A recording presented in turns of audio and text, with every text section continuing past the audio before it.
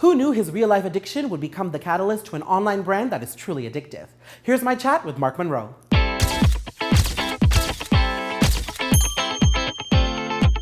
Mark, thank you so much for joining me. Thanks for having me. Now we're going to get right into it. Yes. You were addicted to cocaine. Yes. And it's led you on a very spiritual journey, I'd say. And a lot of good has come out of that journey. A lot, yeah. Yes. Now, you were addicted to cocaine, I think, from the years of 22 to 28, you know? For the most part of your 20s. About there, yeah. Yeah, and it's a little fuzzy, but yeah. And for most people, that's the time when you're growing up, you're figuring out your life, you're getting things together. Mm-hmm. So describe those years for me. What was that like? Well, I worked in entertainment at the time, and I think you just kind of get caught up in that whole fast-paced life, and you're doing a lot of travel, and there's so many parties that you go to, and there's just, drugs are kind of everywhere, and before you know it, you're in it. You've jumped right into it. And so how did your family, how did you deal with that time? It was very, it was a roller coaster. Yeah. I mean, like the drugs kind of like play with your head and you become very emotional or emotionless at different times. It kind of like, in a way, it kind of made me like bipolar because you're on it and then you're not and you're kind of all over the place. Mm-hmm. So I know during that time my mother just, every time I talked to her was just like, are you okay? Are you gonna make it through? Are you gonna be all right? Do I need to like fly down to da-da-da to like so she make wasn't sure you're even okay? living with you? No.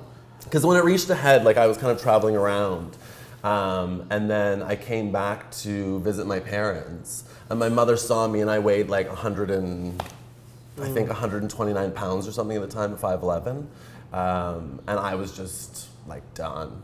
Yeah. I just got to that like end point where like I needed to make a change. You're describing your relationship with your mom at the time. Did you feel isolated from your personal relationships during that addiction? I did actually. Yeah. By the end of that 6-7 year span, I had totally like shut out a lot of different people that I thought didn't really understand what I was going through. My mother, I didn't shut my parents out, but a lot of the other people around me, friends, and it kind of turned to people in the industry who were the people who were around me that were kind of doing the same bad things. And so how would you say your parents, your relationship with your parents worked out during that time?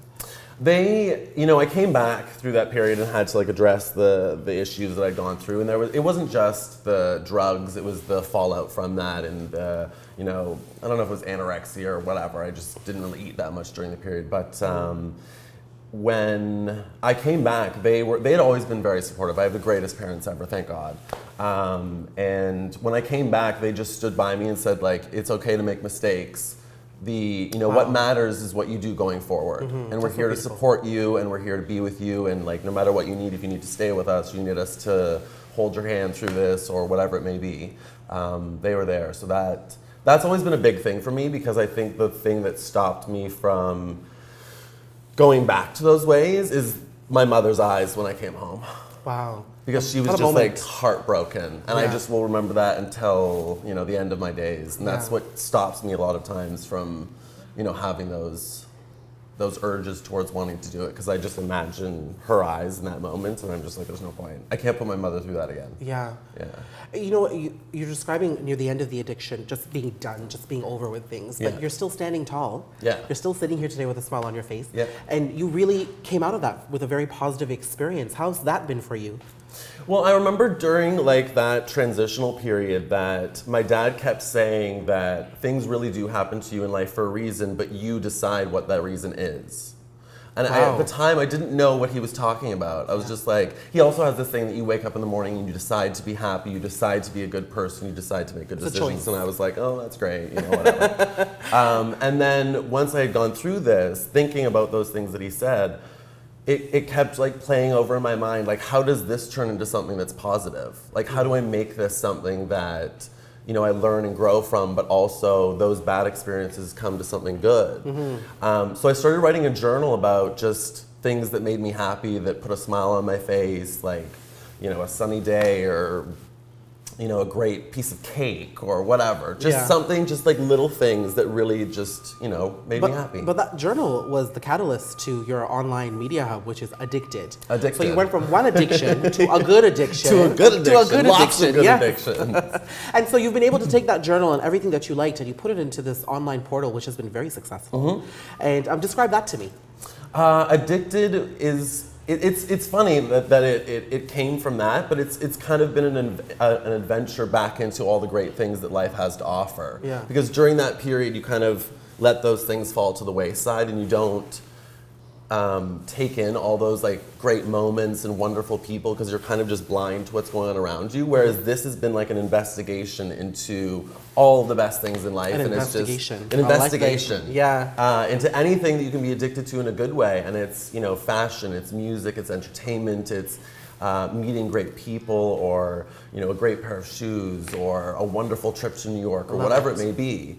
And it's been such an amazing experience. And looking back, I mean, it's one of those things in life that at the time you don't know why something's happening, and now I can see how it's all played out, which then also makes me very excited for the future, because who knows where this will The possibilities will go. are endless. The for possibilities are endless. Yes. So high five, buddy. Yes. Yes. Thank you so much for joining me today. And actually, before you go, what's that last piece of advice you'd give to anybody who can find themselves in your shoes, past and present? I think the big thing that I've really learned is that it's never too late to start over.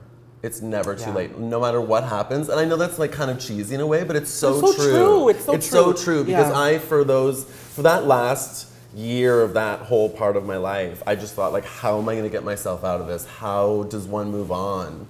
And you just decide to. You just do it. You just decide to. Yeah. You decide that you're good enough to do that, and that you want your life to be better than what it is at the present time, and you just move towards that. And it's not something that happens in a day. This has been, this has been like almost, I guess, 4.5 years now. Yeah. But you just make that decision that you're worth it. Well, you are worth it. This is like a L'Oreal ad. You are worth it. Thank you so much. My pleasure. Thank you.